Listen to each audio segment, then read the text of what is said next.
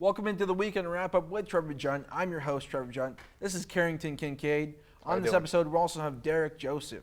We'll talk about all the NFL games that happened in the weekend, and last weekend was the AFC and NFC Championship round. So, with that said, let's get into the games.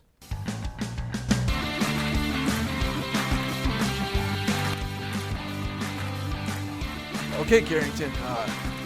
Wild week in sports, football especially. Tom Brady announced his retirement. Well, actually, Tom Brady didn't announce anything. Adam Schefter announced Tom Brady's retirement. Yeah. So we're not positive. Tom Brady said on a podcast that he's taking things day to day. So we'll see how far that goes. I think it's time for him to retire, but I don't know. He's a 7-time Super Bowl champion, 5-time Super Bowl MVP, 3-time NFL MVP, 15-time Pro Bowler, 5-time NFL passing touchdown leader, 4-time NFL passing yards leader, 2 times Offensive Player of the Year, and 3-time first-team All-Pro. He's the NFL all-time leading passing touchdown leader, NFL's all-time passing yard leader. I think he has the most completions out of anybody in NFL history as well, and he also has the most career wins. So, with Tom Brady, let's just say, he retires tomorrow. Okay. What do you think his legacy is in the NFL, and what do you think the story that he has written in the NFL is? Well, for me, and just I guess for the world as well, he is the head of football, and he has submitted himself as being the head of football. Ever since he was drafted 199th in the 2000 draft, everyone judged him like a book just from the cover. They didn't even open it, didn't check it out, just because of his physical appearance. He didn't look attractive. He didn't look like your typical good-looking, strong-built quarterback. He was just a wimpy kid, all skinny, not in shape. And that's one of the things that I took from that, watching a lot of his documentaries. And over time, going back to his first Super Bowl, beating the Rams, his will, his mind, and I say this again, his mind is his most powerful weapon. He gets everyone in the huddle line, just locked in and ready to go. Just puts them in that mode where no one can stop them. And the only people that can stop them is themselves. And it's evident for all of his wins that he's had. And all of them weren't pretty. He's made mistakes in the Super Bowls a few times, a couple of interceptions, but at the end of the day, his fight is what got him the victories at the end. And that's one of the things I take from Tom Brady. He is one of the smartest quarterbacks we've ever seen. From reading defenses to relationships he has with people, working on and off the field. That's the person you want to be. Any kid who wants to go to the NFL, that's the person you want to be. You want to be a hardworking individual who has no doubt in his mind. Period. No doubt, period. So I think I agree. Obviously, he's the GOAT. He's the GOAT of GOATs. Absolutely. I think he's more of a GOAT than Michael Jordan, to be honest. Oh, yeah. But, you're right. It's his mind. And you know what he did? He worked on that. I think that's cool for NFL fans that want to be quarterbacks. You look at Patrick Mahomes, and he has so much natural talent, and it's amazing to see. Josh Allen has that massive arm. Justin Herbert, natural talent. Kyler Murray's faster than anybody that's playing quarterback right now. Oh, yeah. There's people, and Lamar Jackson, obviously, too. There's people that are just, naturally talented. I think Tom Brady is naturally talented in some aspects, but I think he really has just worked so hard to be successful, and I agree with that. He's a student of the game. So man, let's hop into the first game. Yeah. So your game is San Francisco and LA Rams. Mm-hmm. So one of the biggest things I saw from this game specifically was the physicality, and this whole decade. From 2010 to 2020, the NFC West has been one of the most, or arguably the most physical division in football. You see a lot of hard hits from Legion of Boom to you had Adrian Wilson from the Cardinals hitting people, just wreaking havoc on people, and it was just that type of game. And you can just see it from the first few minutes of just pounding each other. It's ridiculous. And one of the biggest things between the Rams and the Niners was the just the lopsided physicality by one team versus the other. And the 49ers in the first 2 games during the season, the 49ers showed the most physicality with the run game. You think about Deebo Samuel. You think about Elijah Mitchell. You think about all these people who the 49ers have, just wreaking havoc, just pushing people in their face, just saying, I'm better than you, just giving him that, I'm that intimidation look or whatever. So, and The Rams, during this game, they were able to match that. And during the second half, that's what really turned the tide. You can see the change of physicality. You can see the will, that we're better than this. We're the team that's supposed to be in the Super Bowl. We're better than these dudes. We've been here before. We can overcome it. Yeah. And this is a team that they haven't beaten in 3 years. The 49ers have been 5-0 against them. Or 6-0 now, after the previous win a few weeks ago. So all that built-in anger towards them because they don't like each other, the Rams knew that they could be as physical. You have a guy in Cam Akers. You have Odell Beckham. You have Cooper Kupp. You have Tyler Higbee, who got hurt, but still managed to be a factor in the first quarter. So with all that being said, that's what got them done. So they came up with a game plan at halftime. They wanted to put the ball in Jimmy G's hands because they knew that if the ball was in his hands, he wouldn't be able to get it done, as history has shown in previous years. So Super Bowl showed that. It's exactly, and that's what I'm saying. So the number one step for the Rams was to shut down the run game, which they did. The Rams absolutely dominated the Niners in the run game. It was, well, actually, I wouldn't say dominated. It was more of an even matchup, but they did outscore them 70 yards to 50 yards from the Niners. Well, I mean, if we're comparing them, yes, but I think in a way they did. I mean, it's silly because, Kyle Shanahan is known as the offensive genius. Oh, absolutely. And he's known as the running scheme lord. Like, he knows everything running scheme, back and forth, inside and out, upside down. But, like, Debo had 7 carries for 26 yards. Elijah Mitchell had 11 carries for 20 yards. Yeah. And they averaged as a team 2.5 yards per carry.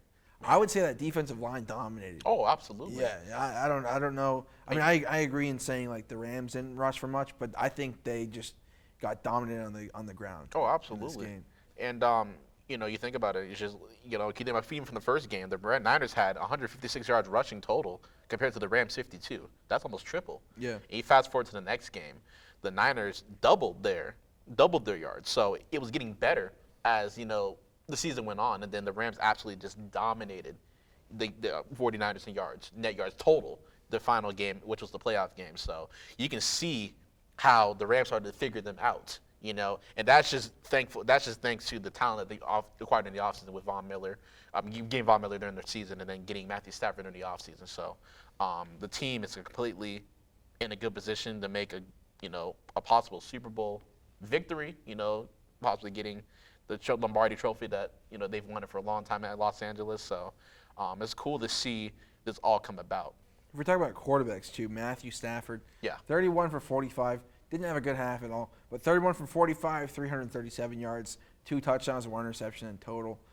Cooper Kupp tore it up, 11 receptions, 142, and 2 touchdowns. OBJ came out of nowhere, had his first 100-yard receiving game since Week 6 of 2019 with the Browns. Mm-hmm. So he had 9 receptions and 113 yards. The Rams were 11 for 18 on third down, so, I'm not a Stafford fan. When he came to the Rams, people looked at him and thought, "Oh, he's going to be the next great elite quarterback." Yeah. And I thought he's an average to good quarterback. I don't think he's elite. I don't think he's great. But yeah, he really I'll just admit it. He outplayed what I thought he would, and he played well in this game. Throughout in the entire playoffs, I think he's played well. He's outmatched every quarterback that he's faced. 905 yards, 6 touchdowns, and 1 interception in the 3 games. And then Jimmy Garoppolo, 16 for 30. It's the opposite on Jimmy Garoppolo. 16 for 30, 232, 2 touchdowns, 1 interception, and 1 awful career-changing decision at the end of the game when he was getting sacked by Aaron Donald. He threw it, and it was tipped by JaMychal Hasty, his running back, right in the hands of Travon Howard. That throw was just a bad decision. That reminds me of that Kyler. You remember that Kyler throw? Yep. Against the Rams. Against the Rams, yeah. What do you think? What do you think of first Matthew Stafford in this game, and then what do you think of Jimmy Garoppolo and the massive collapse that he had? Well, for me personally, I've always thought Matthew Stafford was a talented quarterback throughout his entire career, drafted in the first round, and it's hard to say because he's been with such a bad organization who's had multiple coaching changes over the years. But despite that, he's led the NFL from 2010 to 2020 in game-winning drives with 35. That beats Drew Brees' 34. That beats Russell Wilson's 30. And it also beats Tom Brady's 23. in 2020, 2010 to 2020. So, and that's only in 145 games. So, I mean, that's impressive for a guy who hasn't had much of a good core around it, but besides Calvin Johnson and DeAndre Swift for 1 year, Kenny Galladay, maybe. Yeah, exactly. Kenny Galladay too. So, no, this is definitely well deserved. I'm happy that he's got to this big game because you put him on teams who have won Super Bowls. You put him on the Packers. I mean, they might have a chance to go to Super Bowl as well because Matthew can make any throw in the book. And I'm being straight up. He can make any throw in the book. I will admit he is a very talented man. Yeah. And even Aaron Rodgers said that Matthew deserves a lot more credit than people give him because of how tough he is, and he's one of the toughest players in the NFL. So I'm just so happy for him, and it'd be great to see him win a Super Bowl as well. So opposed for Jimmy G, yeah. So one of the things I take away from Jimmy G is he just seems so nervous when it gets to like the fourth quarter. Just the game. What? That's been a career thing with him. Oh, for sure. And during crunch time, he shuts down. He just can't get it done. And once again, you got to take a look at yourself and say, are you really that dude? And he's just not that dude. He's true. Not. And it's been evident in past games. You talk about Super Bowl 54 with the interception that he threw. He had the overthrow in the Super Bowl as well. So, and those are all opportunities to win, and he just didn't get it done. And part of that is because of him just getting nervous. He just gets nervous. He can't, calm himself down and just play under pressure. And you look at quarterbacks like Joe Burrow or a Tom Brady, even a Matthew Stafford, they all play calm, despite adversity that might come within the game. They still stay poised to get the job done. Yeah. And that's one of the things I take away from Matthew Stafford. And you always got to look at Jimmy Garoppolo. He just can't get it done, man. Simple as that. So going into the game, first, Sean McVay. Yeah. Sean McVay, this is his second Super Bowl in 4 years, which is wild. Oh, absolutely. He's also third in wins since he's became the head coach. Mm-hmm. Sean McVay was relieved to beat his old teammate, Kyle Shanahan. Kyle Shanahan was the offensive coordinator, while I think Sean McVay was the tight ends coach for the Washington football team. And he lost, like you said, 6 straight against him. So I guess it was nice to win that. So I don't know if you did see this. Jaquiski Tart, Matthew Stafford threw that deep shot with about 9 minutes left. It was an awful throw by Stafford. It looked like a Jimmy G throw. Yeah, seriously. I don't know what he was thinking. No.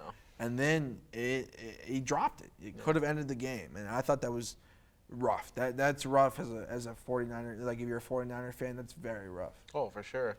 And it's demoralizing, because, once, and like I talked about, the mind is such a powerful weapon, and mind is the most powerful weapon. And once that sticks in your mind, you're going to lose confidence. And once you once you put that on your team or just exalt that on your team, you're not going to really feel that power, that passion anymore, And I felt like the whole team just went downwards after that. It was just seriously a punt. It was right here. Seriously. And you just look at that replay and think about it from years to come. Are you really going to get over that? Listen, think about the Minnesota Miracle a few years ago with the Minnesota Vikings. You had Marcus Williams missing a tackle on Stephon Diggs. Yeah. That mental thing, that's going to stick with you forever because you had a chance to get to the NFC Championship and you were that close. So this is a different position, but Blair Walsh obviously. Oh, absolutely. Fell apart after that. That he was never the same. Yeah. 27 yards out and that was just the question. But then Seahawks ended up picking him up for some reason, so that was just the whole wishy-washy situation. But yeah, stuff like that. It's just the psyche is such a powerful thing, and yeah, you don't get over those type of things. What do you think about the Rams? So all this stuff, the trades that they made. Yeah. They traded 2 firsts for Jalen Ramsey, Jared Goff, a 3rd and 2 firsts for Matthew Stafford, a 2nd and a 3rd for Von Miller, a 4th and a 6th for Sony Michel. They picked up OBJ in free agency. What do you think of this super team? Well, also before we go into that, despite all these trades, the Rams are actually 6th in the NFL in homegrown players. Oh, yeah. The great players they've drafted and just have grown.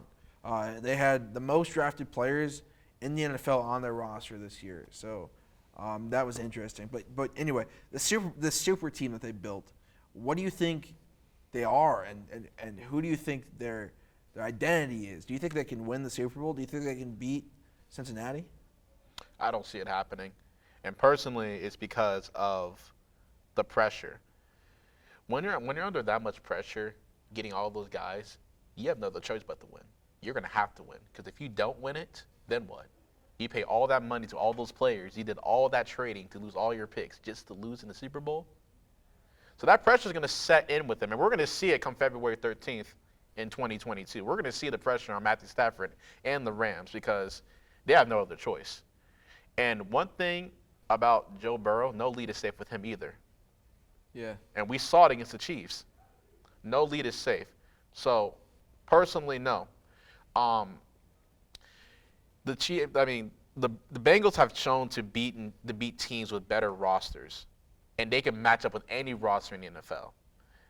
They played the Packers earlier this season, and they matched up with them tit for tat during the entire game. And the only reason why they lost that was because of a missed field goal from Evan McPherson.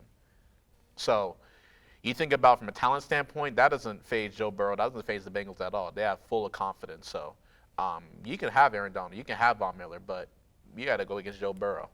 They're also the swaggiest and drippiest team in the league. The Bengals no are. doubt. No doubt. They're so much fun to watch. I stay in contact with Trey Flowers from the Bengals, and he told me how confident the team is. He said the culture changed from coming from Seattle to the Bengals. He can feel the difference, and he can feel the youth that the Bengals have. And you can just see it in his personality. Trey Flowers' personality is a lot more confident. He's the most confident he's ever been. And people question him in Seattle with his confidence. Does he have like the moxie to, be that next mentality. The mentality, and he's showing it now. And the entire team is just they're young and they're just good. And that's just going to be a team that you're going to be seeing for a long time, in those playoff games. I mean, you're going to be seeing Mahomes, Allen, and Joe Burrow, all three of them in the AFC. The NFC got to step it up with the quarterbacks, man. Seriously, the AFC is. it's getting lopsided, man. Because look at the NFC. Who do they have, man? You got Rodgers, you got Stafford, you got Russ, you got Kyler. You got Kyler. I mean, like, to be honest, that's basically the extent of like the best quarterbacks in the NFC. I mean, who's next? Kirk Cousins? That's a joke. Oh, for sure. But before we sign off with you, man, I first off, I appreciate you coming on. Absolutely. You're doing a great job. You know your stuff pretty well. Let's get a prediction. Okay, so Super Bowl. I don't even know what Super Bowl this is. I think it's 56 right now. 56. Yeah, Super Bowl 56. Okay. What's your prediction, and what is the exact score do you think is going to happen? I believe it'll be 27-24 Cincinnati. I think it'll be a field goal game. And the reason why I say it's going to be such a close game is because of the familiarity that the coaches have with each other. You think about Sean McVay. Zach Taylor came from the Sean McVay system previously, so he knows Sean McVay. They know each other. So one of the things you're going to be seeing is a lot of them knowing each other's offense. So the defense is going to be a very defensive game at the beginning, but I think it'll start sparking towards the second half. So I believe Joe Burrow will be that final guy to get the final say, and I think he'll cement him with Evan McPherson. And the reason why I say that is because I've had comparisons between the 2001 Patriots and the 2021 Bengals. They have so many similarities when it comes to winning those games in the last minute, just that final drive, the field goal for the win. Yeah. And that's how the Patriots won their first Super Bowl against the Rams, ironically. They drove down the field, and Adam Vinatieri kicked that game-winning field goal to send them to the win, 20-17. So I can just see it in Joe Burrow. I mean, during that Chiefs game, because I wanted to see the Bengals get a win. I had no fear them being down 21-3 at one point. I had no fear. I knew the Bengals were to come back. Just like the Tom Brady feeling when they were down 27-3. I knew he was going to come back. I had the same feeling with Joe Burrow because he has that moxie, he has that swagger, he has that confidence to get to the next level and to win the game. And even if it's the Rams, I don't have any fear for Joe Burrow, and they'll get it done. Then to bring Cincinnati to the first championship and start a dynasty for the city of Cincinnati, which is incredibly exciting. So you think dynasty's about to start? 27-24, Bengals over the Rams. Karrington Kincaid, correct? Yes, sir. Well, Karrington, I mean, like, you killed it, man. You know your stuff pretty well. I appreciate you coming on the show. So thank you very much, man. My pleasure. Thank you for having me. We'll definitely have you back, like, for sure. Awesome. So again, this is Karrington Kincaid. He doesn't have any social media handles right now, but just remember his name. He'll be on there soon. And we'll move on to the next game. Thank you again, man. Thank you so much. Welcome back to the Weekend Wrap-Up with Trevor Junt. I'm your host, Trevor Junt. On today's show, we'll have Derek Joseph. Derek is a regular guest on the show, and he's a regular guest for a reason. He does a great job covering these games Follow him on social media at Derek.Joseph98. And Derek, let's hop into your first game, Cincinnati versus Kansas City. My first and only game. Let's go. AFC Championship game. What an incredible game this was. We'll start here talking about the first half of the game. The first half of this game looked like it was just going to be dominated by the Chiefs the entire game, because the Chiefs start out with 3 touchdowns on 3 drives with no plays for negative yardage in this game. It looked like the Bengals were going to just roll over to start this game. And yeah, when they had the 18-point lead, I thought it was over. Yeah, Patrick Mahomes just doing his usual stuff, all those crazy rollout sidearm passes that you see to Tyreek Hill and escaping the pocket, getting one to Travis Kelce too. Just a whole bunch of impressive plays. The spin, roll to the right, see Travis Kelce. I mean, that works every time for him. Yeah, you can't really ask for anything better as far as offensive output goes than what the Chiefs were able to do in the first half. But just the Bengals, their defense just couldn't handle them in that first half, and Joe Burrow wasn't really able to do much for the first like quarter and a half. He wasn't really able to do much in that. Just couldn't really get much offense going. They did get 1 field goal in there, but to the Bengals' credit, they were able to end that first half very strongly. They were able to get a touchdown with Samaje Perine just on a really long, kind of just out route. He throws it right to him, and he just made every man miss and just got a really long touchdown. And then at the end of the second half, Eli Apple was able to make a crucial stop on the goal line against Tyreek Hill. Yeah, that really surprised me. I didn't really understand what the Chiefs were doing there, wasting time and then calling timeouts, wasting time and then calling timeouts. But they had about 8 seconds left, no timeouts, decided to go for it. I think you take a shot towards the end zone. I don't think you take any risk of him getting tackled in bounds, But the thing is, it's Tyreek Hill, though. True. He's just one of the fastest guys in the league, and if anyone's going to make somebody miss in the open field, it's going to be him. That's the guy you put all your chips on to get you into the end zone. It just didn't work out that time. He's not perfect. I mean, it could have been 28 to 10, right, or 24 to 10 if they kicked the field goal. That field goal could have been crucial. But it's the AFC Championship. You have to go all out. You have to take the chances. Yeah. You need to take some big chances with some big risks, if you're going to win games of that caliber. I'd agree. But going into the second half, this game was a total tale of 2 halves. The Cincinnati Bengals just caught fire in that second half. Their defense especially. The Bengals defense was able to just shut down the Chiefs in the second half. Patrick Mahomes, he started the game off with a 98 QB rating in this game, and in the first half. His second half QB rating was 1.4. It's the biggest deficit there has ever been in a football game since they've been tracking the stat. And so the Bengals defense, they put pressure on Mahomes, and they forced him to throw some turnovers. He threw that one turnover to B.J. Hill, a defensive lineman, just because he was getting pressured. Yeah. And that was a really important aspect to that game, and why the Bengals were able to come back in this game. If you talk about pressure too, I mean, you can go back to last year in the Super Bowl. The pressure got to him, and he made mistakes, and they weren't able to win that game. So I mean, I don't know. If you talk about pressure, that's the last time I remember him really being pressured and him being affected. I mean, in the second half, they had a total of 83 yards, 3 points, 2 interceptions, and 7 drives. That's possibly the worst we've seen Mahomes play, to be honest. Yeah, it really wasn't a strong outing by Patrick Mahomes in this game. It was not. Or in this half. And, they just couldn't get anything going, but the Bengals offense just took off after this. So you got a touchdown to Jamar Chase, and he just mossed his defender, and Joe Burrow just threw it right where only he could get it. And it was just a perfect touchdown that got this rally going. And then they got the 2-point conversion after that just put them, I believe that either tied it up or it gave them the lead. I can't really remember. I think it put them 3 behind. Yeah. Or it might have tied up the game. Yeah, I think it tied it up. Okay. So that ties up the game, and then Evan McPherson's able to get a field goal to give him the lead. And, it was just a very impressive showing by the young guns. You got the young Joe Burrow and the rookie Jamar Chase, who's just been an incredible player this year. And, the Kansas City Chiefs were able to get a very sloppy drive together at the end of the fourth quarter and get a field goal, not without Patrick Mahomes almost just fumbling the game away, though.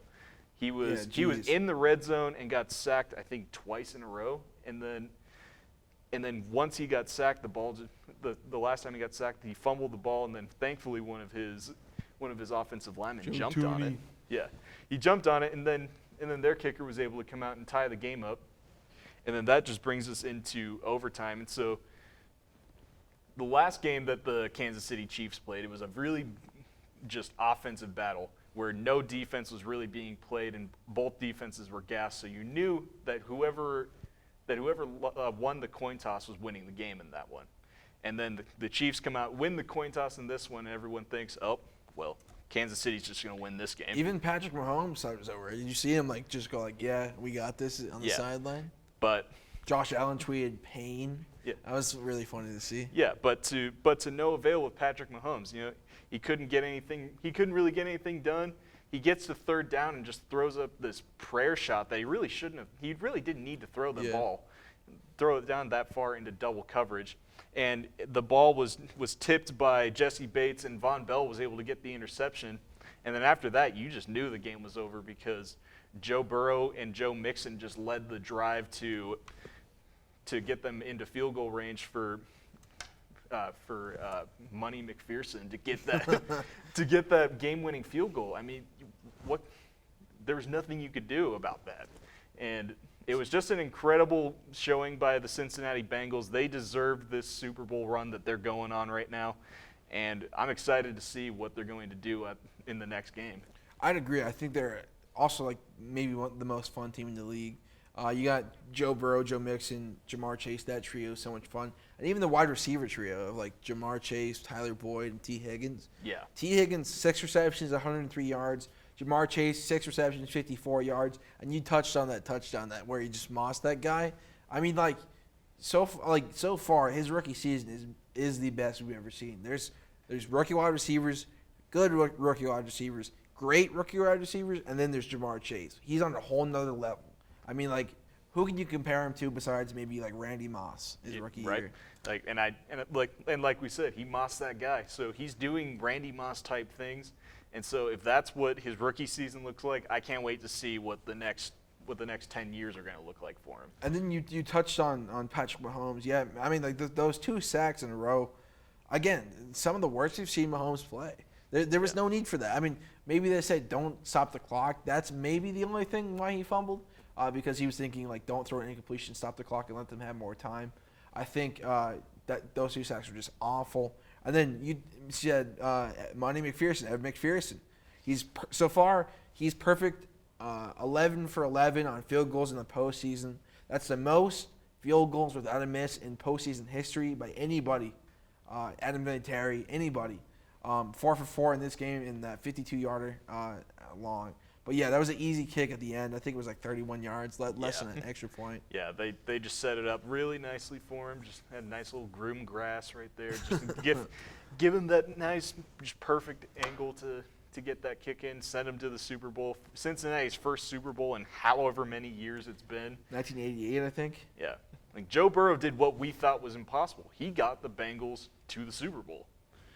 Who would have ever thought we'd see that in our lifetimes? It's wild to think just 2 years ago they were the worst team in the league by a lot. Yeah. And now they're at the biggest game of them all. Yes. It's one of the greatest things I've ever seen any quarterback do. And there's rumors as of right now we don't know what Tom Brady's future looks like, okay?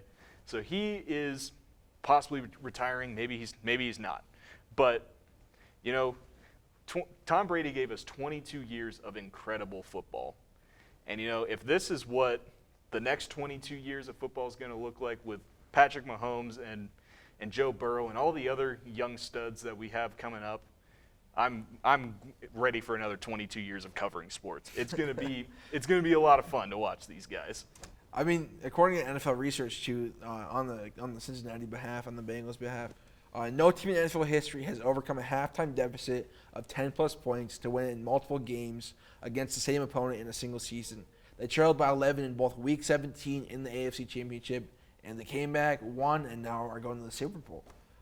Joe Burrow, he's the third quarterback in NFL history to have multiple game-winning drives in a single postseason in his first or second career season. The other ones are Kurt Warner and Tom Brady. That's great company to be in. Yeah, it's anytime you're in a list that only a few Hall of Famers are on, you're doing all right. You're doing all right for yourself. And then he could be the third quarterback in NFL history to win a national championship and a Super Bowl, going with Joe Namath and Joe Montana. That'd be wild as well. You touched on it earlier. I mean, what? Yeah, and he could be the first quarterback to ever win the Heisman National Championship and Super Bowl. Jeez, in a span of 3 years? Yeah. That's wild, man. I mean, his story's crazy. Three-star recruit, Ohio State backup, transfer graduate student to LSU, won the Heisman, national championship, first overall pick, tore his ACL his rookie season, came back, won the AFC North, which is a hard division to win, and then won the AFC. And now he's headed to the Super Bowl, man. That's just like a story that we've never seen before. Yeah, it's an incredible story. And Joe Burrow, I wasn't sure what he was going to be able to do out of college, but what I've seen so far, I'm very impressed with. And he's a fun guy to watch and just a really cool guy, too. He's so cool, man. He might be the coolest guy. He might be the coolest dude in the league, dude. He's so drippy. He was wearing that chain with a Nike logo on it, and it was like just diamonds. And somebody asked, are those real diamonds or are they fake diamonds? He said, I make too much money for these to be fake diamonds. Yeah. That's such a cool saying, dude. Like, what? Oh, my goodness. Now, who says that? Only superstars say that. Seriously. And he is one. At this point, you got his team. You got what has been a horrible franchise for the past For a long time. For my whole lifetime. Exactly, our entire lifetime. Like my whole lifetime, the Cincinnati Bengals have not been good, and he did what I thought was impossible. He got them to the big dance, and that's just incredible. This is the first time in NFL history with no first seed or second seed in the Super Bowl, and that's wild, too, to see. They're both fourth seeds. So, okay, what do you think happens to Kansas City now? What I think happens to Kansas City, I think that they don't need to do much as far as like changes go. They just need to make sure they keep their core together. That core of Mahomes, Tyreek Hill, and Travis Kelce, you got a few more good years left out of all of them together. And as long as you have those guys together, you are going to be a dominant team. Coached by Andy Reid. Andy Reid has proven that he is the perfect coach for that city. And it's going to be – they're not going to have to change much, and they're going to be a team that's in the running every year for the next at least 5 years, I think. Yeah. I don't see this team going anywhere anytime soon, so they don't need to do much. They were really close to getting to the Super Bowl once again, and they probably could have won against the Rams if they were going to end up in that game. So I absolutely agree. I think they're one of the best teams in the league. I don't think they need to change anything. I don't think they lose anybody in free agency. They're just going to gain draft capital and draft picks. Well, not draft picks, but people, draft picks. There you go. But, yeah, I don't think anything has to happen. I agree with you. I mean, if you have Patrick Mahomes, Travis Kelce, Tyreek Hill on that offense, you're unstoppable, to be honest. So this defensive performance by Cincinnati was impressive to me. Did it impress you, and, how far do you think this defense can, go? So this defense, what I want to see out of them is to have a complete game of just their defense plays dominant the entire game. Because we've seen them play dominant halves, but we haven't really seen them play dominant games. So, and this game was no exception to that. They started off really slow. They let the Chiefs just roll over on them, and then they just stiffened up and then didn't let the Chiefs get anything after that. The thing that's keeping the Bengals from being a dominant team in the future, a team like the 2000 Ravens or the 2013 Seahawks or anyone like that, is just playing full games of defensive prowess. Just incredible performances and enforcing turnovers and getting pressure on the quarterbacks right away. Once they're able to do that, I can see this Bengals team being a very dangerous team for years to come. So I agree. I think they could be a potential dynasty. The defense has Sam Hubbard, Trey Hendrickson, Vaughn, Bell, Jesse Bates, who's, by the way, one of the most underrated players in the league. They have a good team overall. The defense was awesome. Can they beat the Rams? If so, why not? And if so, why? And if not, why not? So they can beat the Rams if the game goes pretty similarly to the way this one goes, because the Rams, they run a pretty similar style to the Kansas City Chiefs, that kind of modern offense that is really QB centered. And if they're able to play a similar type of defense that they were able to play against Kansas City, they definitely got a shot at winning this game. If I had to put money on it, I would probably say that the Rams are going to win this game because they put way too much money on that team for them to just roll over in the Super Bowl against a team that wasn't supposed to be there. But you know what? They're there now, and any team that's in the Super Bowl has more than a fair chance of winning it. So I can see the Bengals winning this, but I really do think, if I have to look at it from an analytical perspective, I think that LA's has got this one in the bag. So I think LA's a more talented team. I think they have like that superstardom, super team. I think the issue with Cincinnati is the offensive line, the interior offensive line. And guess what the Rams have? They have Aaron Donald, Von Miller, and many others. That defensive line is scary, and I think they can destroy the Cincinnati offensive line. But the Bengals have shown that they can win, even if your defensive line gets Joe Burrow, or they can win by blocking well. They blocked well against the Chiefs. But I like Cincinnati as a fan. I want to see Cincinnati win because, again, they're so much fun, and Joe Burrow's awesome. I love Jamar Chase as well.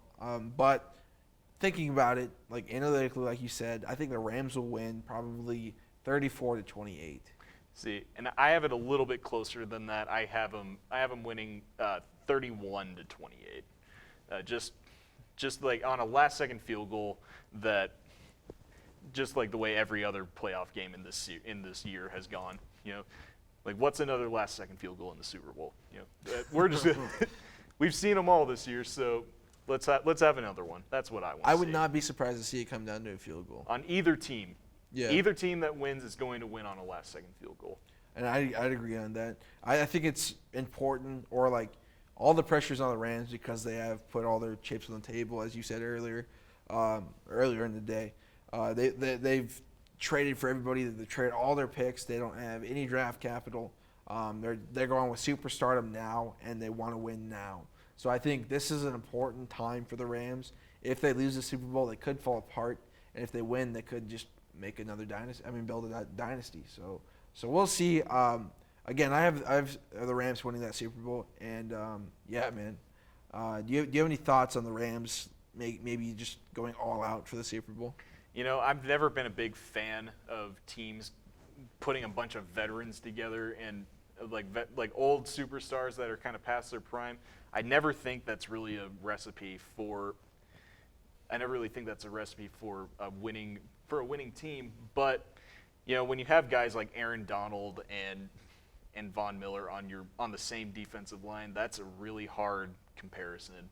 It's really hard for these guys to be just for any offensive line to handle that. And so you're not really going to see these guys roll over, and it's going to be an incredible game. So I agree. And so one more time, I have 34-28 LA, and you have 31-28 LA. Yes. Awesome, Derek. Well, Derek, you're regular on the show for a reason. You kick butt every time. You do well at just talking about these games. You know football pretty well, man, and I appreciate that. Hey, thanks for having me back. So thank you for coming on. New semester. We're doing really well. So again, thank you for coming in and watching the Weekend Wrap Up with Trevor Junt. We appreciate you watching and enjoying the content that we create. So We'll see you next week for a Super Bowl preview, and have a good rest of your week.